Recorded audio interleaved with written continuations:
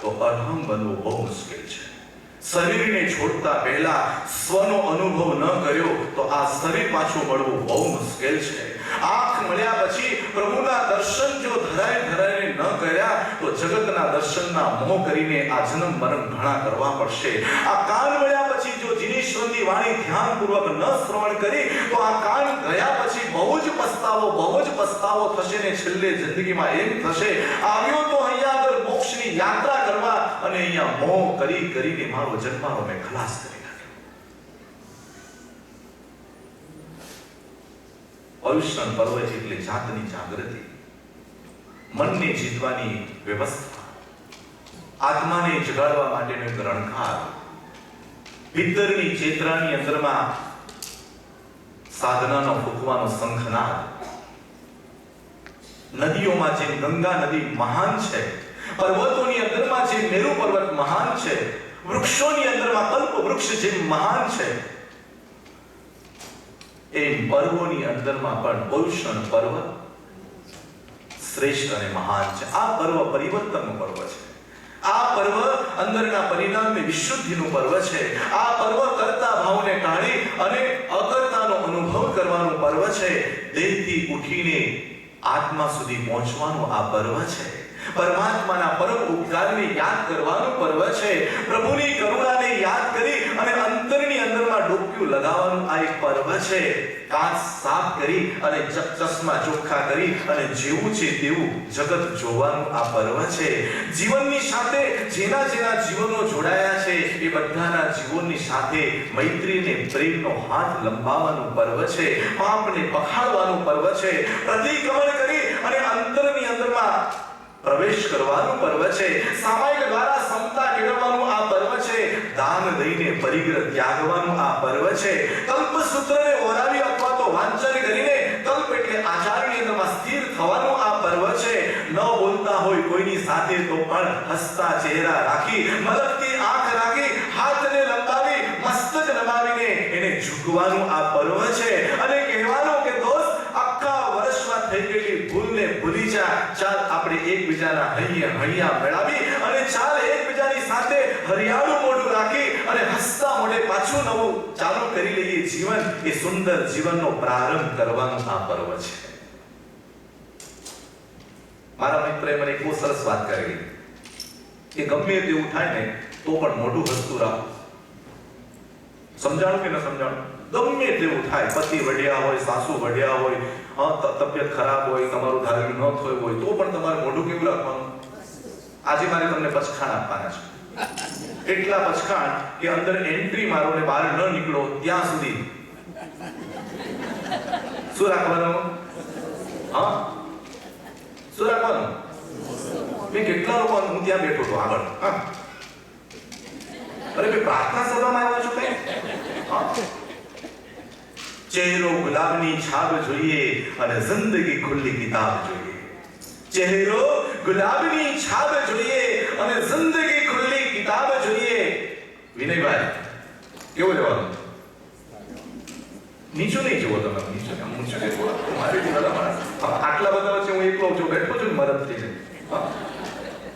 ચહેરો ગુલાબની છાપ જોઈએ અને જિંદગી ખુલ્લી કિતાબ જોઈએ. ભલે ને ખાવામાં ચણાને મમરા જ મળે પણ રૂઆબ તો સિંહનો જોઈએ.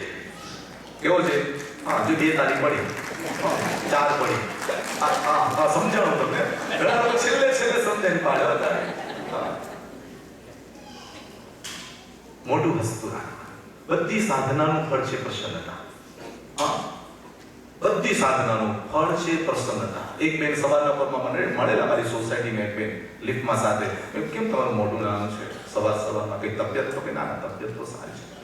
મેં કીધું ઘરમાં કઈ ક્લેશ કંકાસ? તો કે ના, અમારું ઘર તો બહુ સારું. મેં કીધું દીકરી કદાચ રહેવા આવી હશે ને કદાચ જતી રહી હશે? તો કે ના, એવું કઈ નહીં, દીકરી તો ઘરે જ છે. તો મેં કીધું કદાચ તમારી પુત્ર વધુ એ તો કે ના, પુત્ર વધુ તો દીકરી જેવી છે.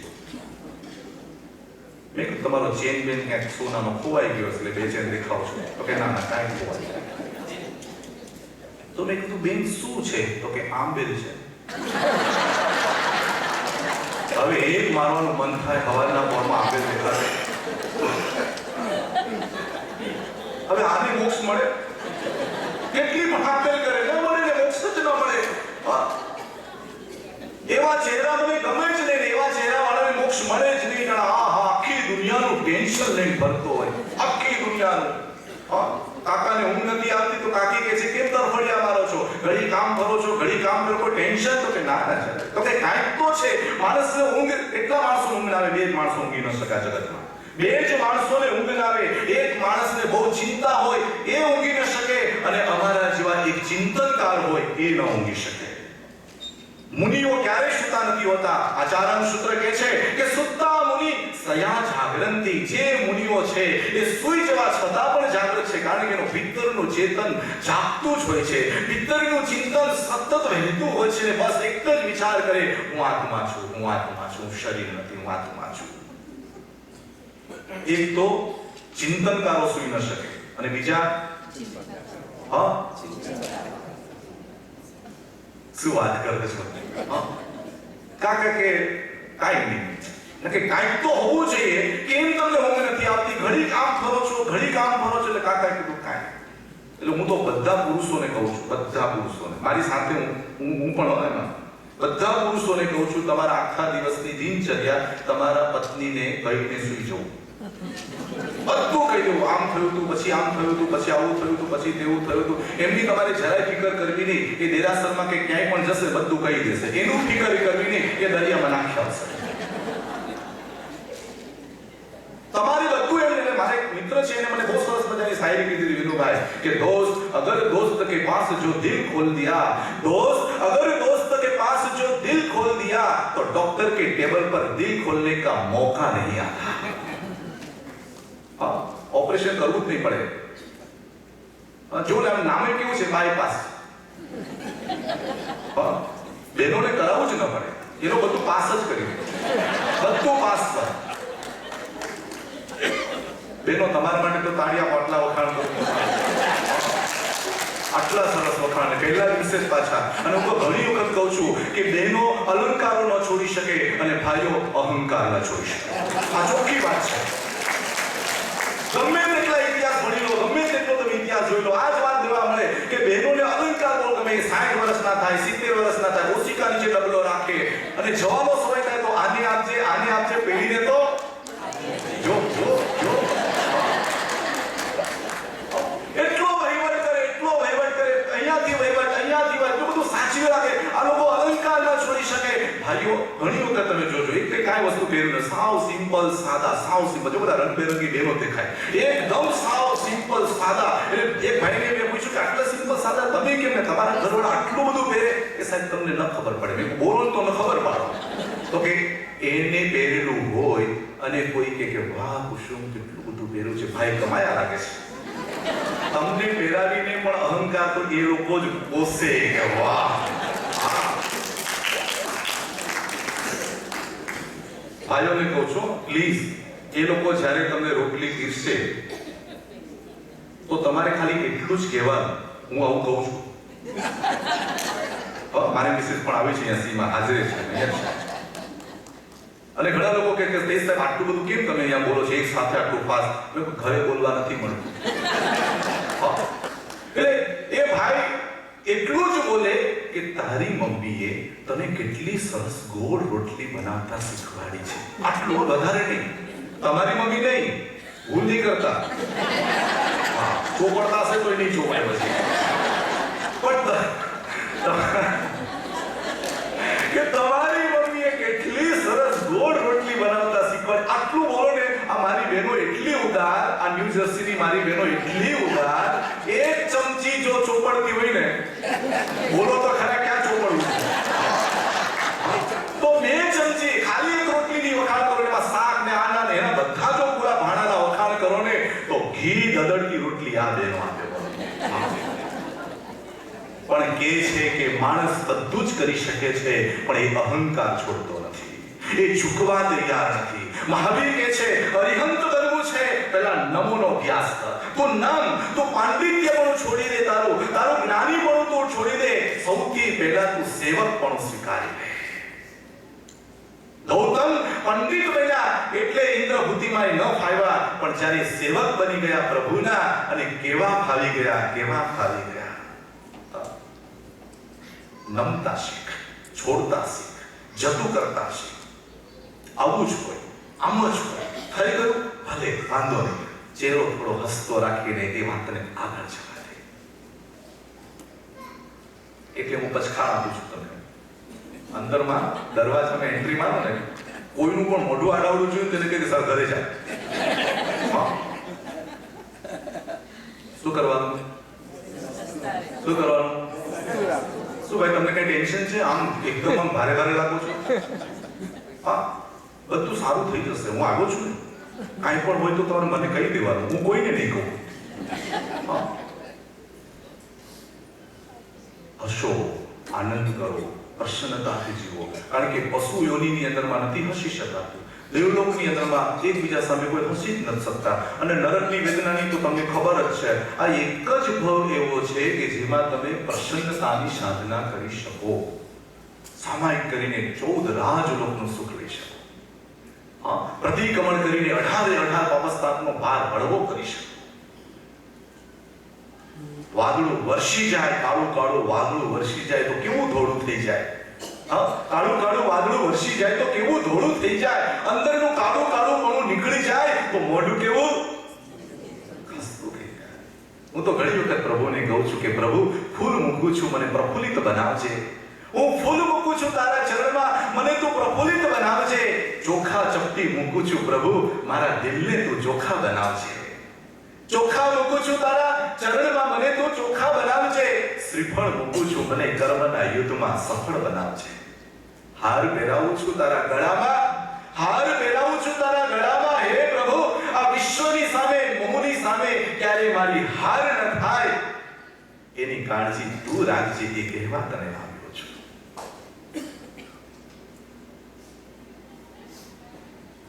બાહુબલી અને ભરત ચક્રવર્તી બે જણા આમને સામને લડ્યા.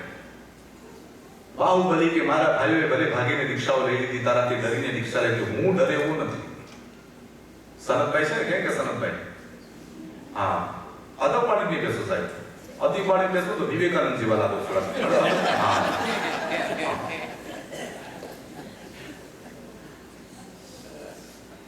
સવારે એમના ત્યાં લેક્ચર હતું, હું આવો જ હતો ને. એટલે ફેરફાર છે, સવારે જુદો હતો, અત્યારે જુદો છું, એવો જ છું ને. એવું જ રહેવાનું. જૈન શાસન મળ્યું છે, નવકાર મળ્યો છે, દાદા મળ્યા છે, 108 વર્ષ પુરાણા પ્રાચીન પ્રભુ તમને મળ્યા છે.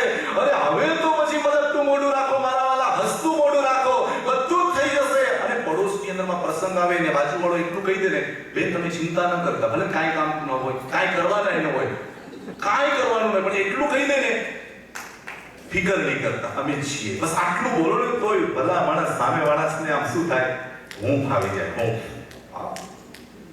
માણસને હું અને હવા બે જોઈએ છે, અને ન દે તો 24 કલાક દવા. હું અને હવા એ જો બરાબર ન લે તો 24 કલાક દવા. કે સાહેબ તબિયત સારી નથી રહેતી, મેં એકટું હસતો ચહેરો રાખને ભાઈ ડોક્ટર પાસે જવું જ નહીં પડે. બધું બેનને કહીને સુઈ જવાનું,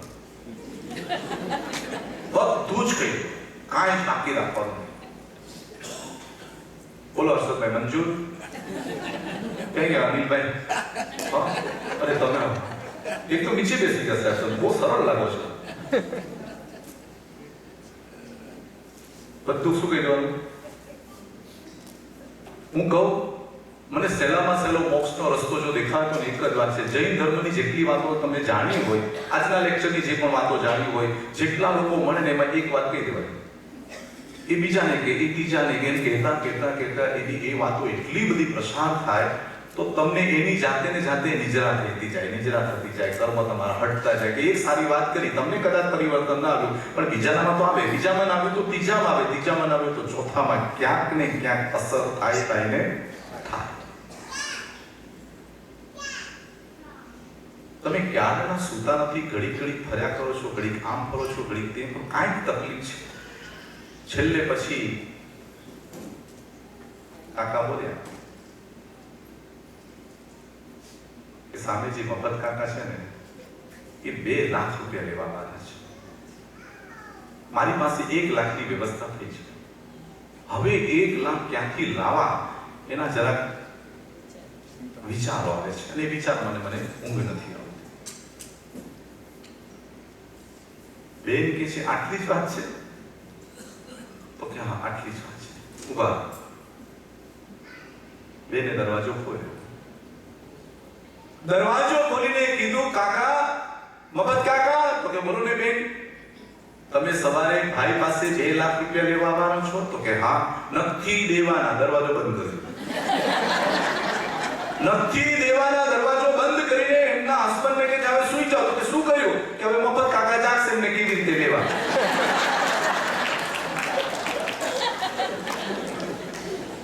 આવું સરસ જૈન દર્શન પામ્યા પછી હવે શું ફિકર કરવાની ભાઈ? તો કે શરીર ચાલે, સાતાને અસાતાના ઉદય ચાલે.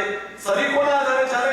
સાતાને અસાતાના ઉદય ચાલે. ધંધો કોના આધારે ચાલે? પુણ્ય ને પાપના ઉદય ચાલે. સંબંધો કોના આધારે ટકે? ઋણાનુબંધ સારા હોય તો સારા, વેરાનુબંધ હોય તો વેરાનુબંધે ટકે. જો તમારા ગોઠવેલા ગણિતો ચાલતા જ નથી, જૈન ધર્મ કે છે કર્મ એ ગણિત ગોઠવું છે એ પ્રમાણે ચાલે છે. ભલા મસ્તીથી જીવ નુકસાન થયું તો પણ બહાર થયું, અને ફાયદો થયો તો પણ બહાર થયો. ભીતરમાં ન ક્યારે નુકસાન થાય અને ન ક્યારે ફાયદો થાય, કારણ કે ભીતર એ ઓરિજિનલ છે.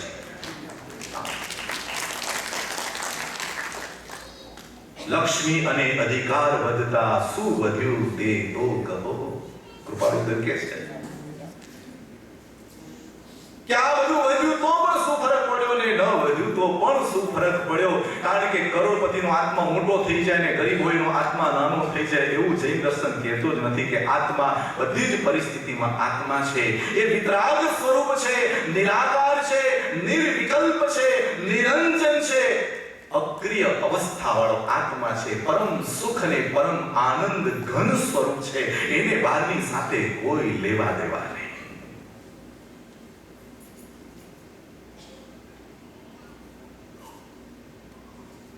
બાહુબલી આ વાત ભૂલી ગયા હતા.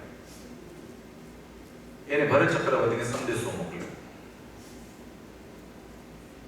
અને સંદેશામાં એને લખ્યું હતું કે હું તારી આજ્ઞામાં નથી.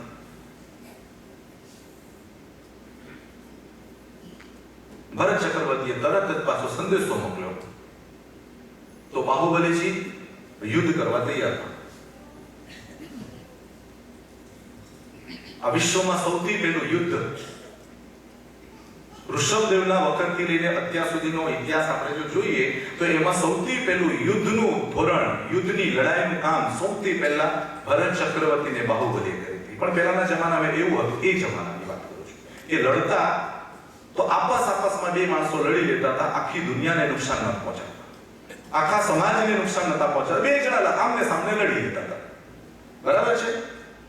આ ઇતિહાસ કે છે, આપણું જૈન દર્શનનું કથાનું યોગ કે છે કે બાહુબલી અને ભરત ચક્રવર્તીએ લડાઈ ચાલુ કરી, અને લડાઈનો સંદેશ બધાને પહોંચી ગયો. આખું સમાજ, આખું નગર જોવા ચાલ્યું. પણ લડાઈ એવો હતો, ન એમાં પિસ્તોલ હતી, ન તેમાં ચાકુ હતું, ન એમાં બોમ્બ હતા, ન હતા અણુબોમ્બ, કાંઈ જ નહીં.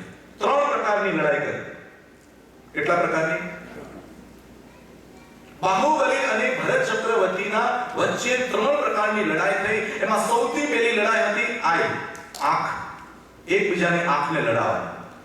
એટલું લડાઈમાં પણ કેવું હતું, બંને જણાની આંખ લડાવવાની, અને જેને પલકારો મારી દીધો એ હારી ગયો. આ પહેલા નંબરની દ્રષ્ટિ યુદ્ધ એનું નામ આપ્યું. શું આપ્યું? દ્રષ્ટિ યુદ્ધ.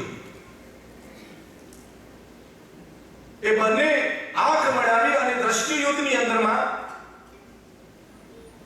ભરત ચક્રવર્તીનો પરાજય. બીજું યુદ્ધ ચાલુ થયું, અને બીજા યુદ્ધની અંદર વાચા યુદ્ધ, બોલીને યુદ્ધ કરવાનું, એકબીજાને સામે બોલવાનું. એ આ બોલે તો એની સામે આને આ બોલવાનું, આ બોલે એટલે કેટલા લોકોનો બોલવાનો એવો આમ પાવર હોય કે સામેનો માણસ કઈ બોલી જ ન શકે. અને એ બોલવાની અંદરમાં એકબીજા એટલું બોલે, તે આમ કર્યું, આવું કર્યું, તેવું કર્યું, ને બોલતા ભરત ચક્રવર્તી જીતી ગયા. અને ત્રીજા નંબરનું યુદ્ધ છે જેનું નામ છે મુષ્ટિ યુદ્ધ. મુષ્ટિ યુદ્ધ એટલે મુઠ્ઠી, મુષ્ટિ. બંને જણા એકબીજાને મુઠ્ઠી મારવા. એટલે ભરત ચક્રવર્તી એ પણ મુઠ્ઠી મારી અને પછી બાહુબલીએ મુઠ્ઠી ઉપાડી. આ સૌથી પહેલું યુદ્ધ. અને બાહુબલીએ જ્યારે મુષ્ટિ ઉપાડી અને ભરત ચક્રવર્તીના માથે આમ મારવા જાય, કારણ કે બાહુબલી પાસે એટલી તાકાત હતી, ભલે પેલા ચક્રવર્તી હતા, પણ બાહુબલી પૂર્વ ભવની અંદરમાં 500 સાધુઓની સેવા કરીને એવી સાતા ઉપાર્જન કરી હતી કે એના હાથની અંદર એટલી તાકાત કે મારે જો પહાડને તો પહાડમાં પણ ચીર પાડી દે એટલી તાકાત બાહુબલીમાં હતી. અને બાહુબલીએ જ્યારે ભરત ચક્રવર્તી ઉપર હાથ ઉપાડ્યો અને યુદ્ધમાં એ હાથ મુષ્ટિ મારવાની તૈયારી કરી, ત્યાં ઉપરથી દેવલોકના દેવો આવીને કહે છે, નહીં, રૂક જાઓ, ઇતિહાસ કાળો રચાશે. ઋષભદેવ પ્રભુના સંતાનો લડ્યા હતા અને લડવાની તેમાં ભરત ચક્રવર્તીનું મૃત્યુ થયું, યા તો ભરત ચક્રવર્તી હારી ગયા, એવો કાળો ઇતિહાસ લખાશે. તમને આ લડાઈ સોંપતી નથી. શું થઈ ગયું ખબર છે તમને? આગળની વાર્તા શું થયું? આગળ ચંપાબેન શું થયું આગળ? નહીં, તમારું નહીં કરતા પ્લીઝ. એક ભાઈ કામ લઈ જો કે તમારે તો લોટ જેવું રહ્યું નથી. આમ મુષ્ટિ ઉપાડી અને મુષ્ટિ ઉપાડી સીધી માથા ઉપર મૂકી કે જો ભરત ચક્રવર્તીને મારવી નથી તો વીરની મુષ્ટિ ક્યારે પણ નિષ્ફળ ન જાય.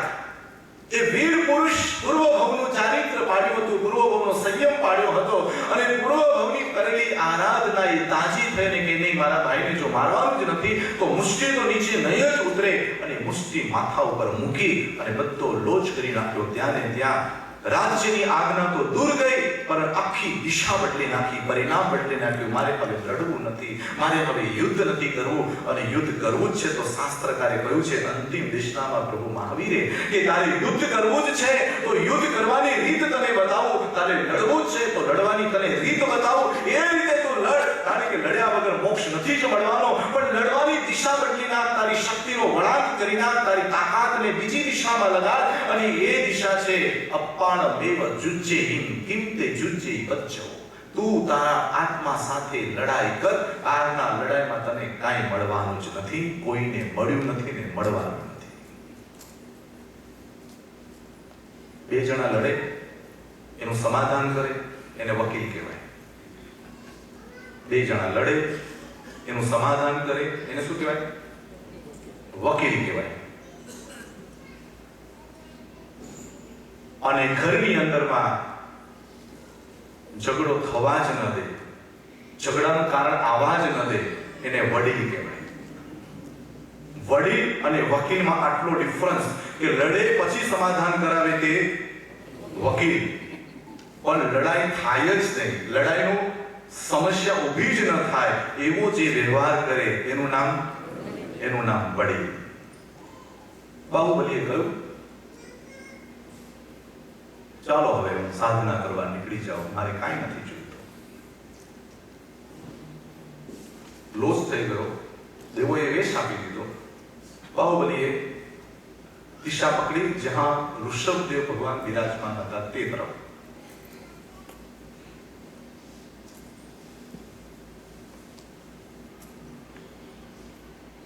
અધ વચ્ચે બાહુબલીના મગજમાં એક વિચાર આવ્યો કે જો હું ઋષભદેવ પ્રભુ પાસે જઈશ તો મારા બધા નાના ભાઈઓને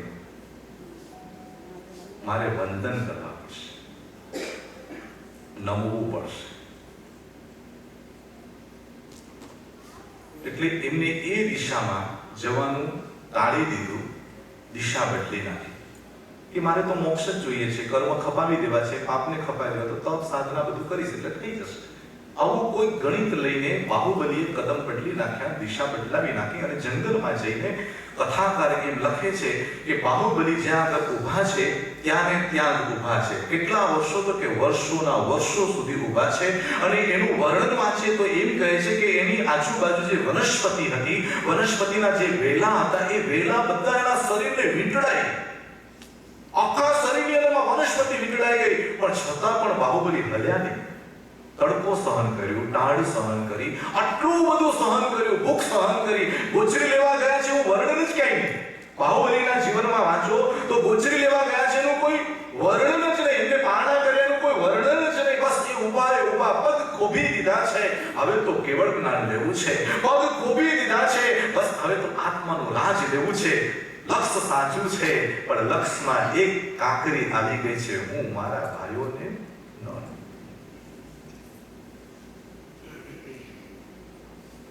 આટલું નાનું જ અહંકાર તો લાંબો મોટો હતો નહીં. કઈ અહંકાર તો બહુ નાનો જ હતો. કેમ મોટો? ફૂંક મારી નીકળી જાય એટલો નાનો. આપણો કેટલો? મેં તમને કઈ પૂછ્યું? સુઈને કેમ? આપણો અહંકાર કેટલો? હા, ફૂંક મારે તો નીકળી જાય.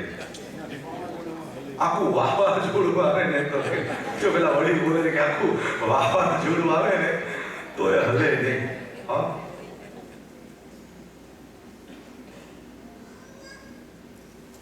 છત ઉપર એક છીપકલી ઊંધા માટે લટકેલી. ઊંધા માટે લટકેલી એ છીપકલીને જોઈને સંતે કહ્યું કે બેટા નીચે આવી જા.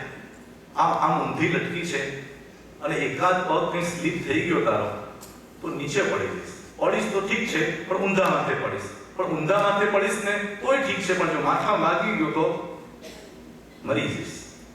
સંતને બહુ દયા આવી એટલે એને વારે ઘડીએ કહે છે બેટા નીચે આવી જા. આ નીચે આવી જા.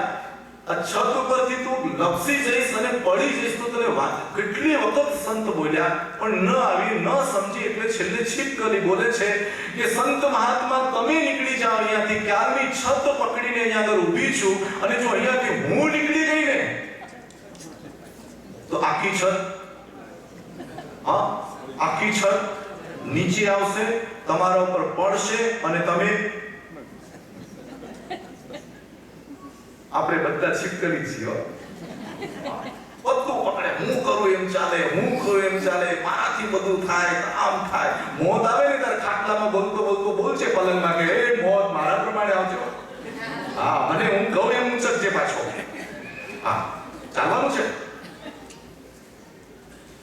આ નૌકારવાળી ગણું, નૌકારવાળી ગણી આપણે બરાબર ગણીએ આમ ગણીએ પછી છેલ્લે આ આવે. શું આવે?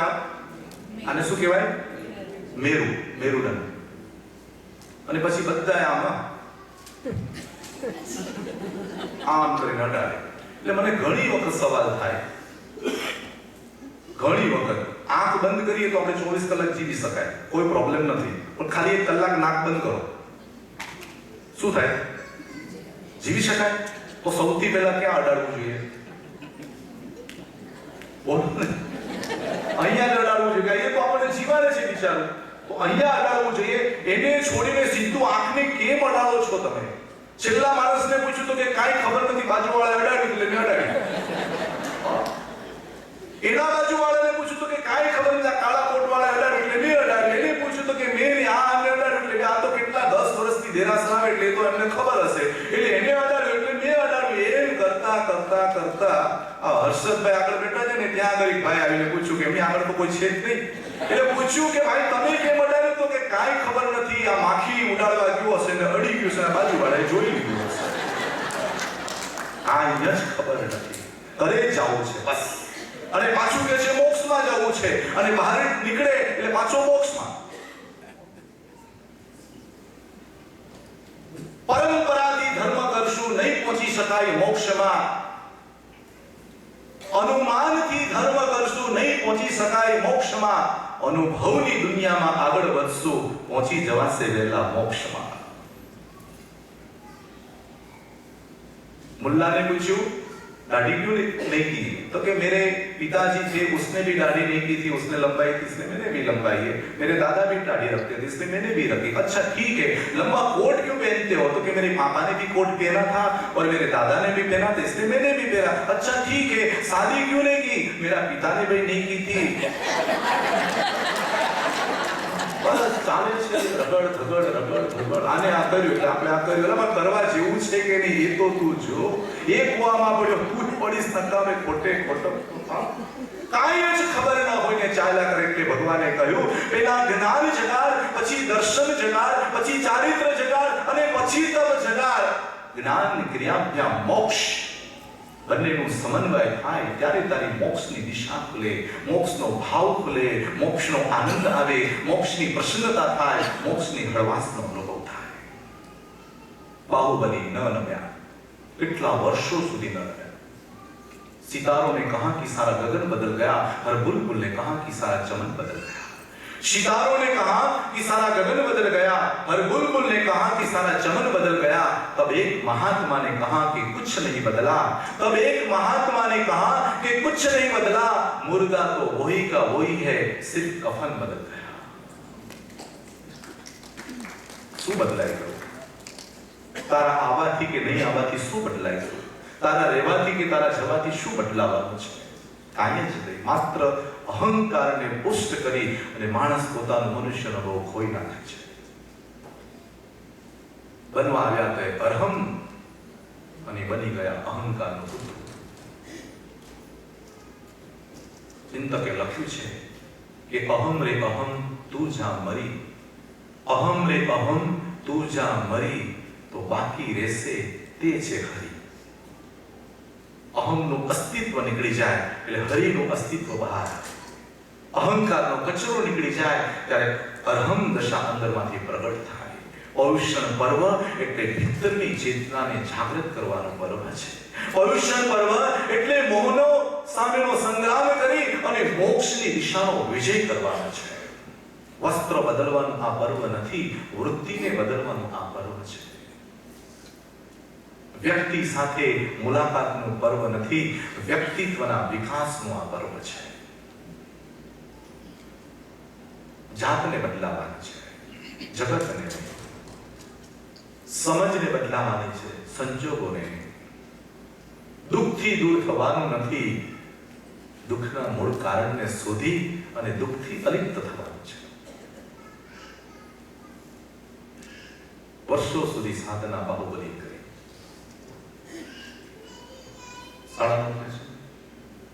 પૂરું કરું?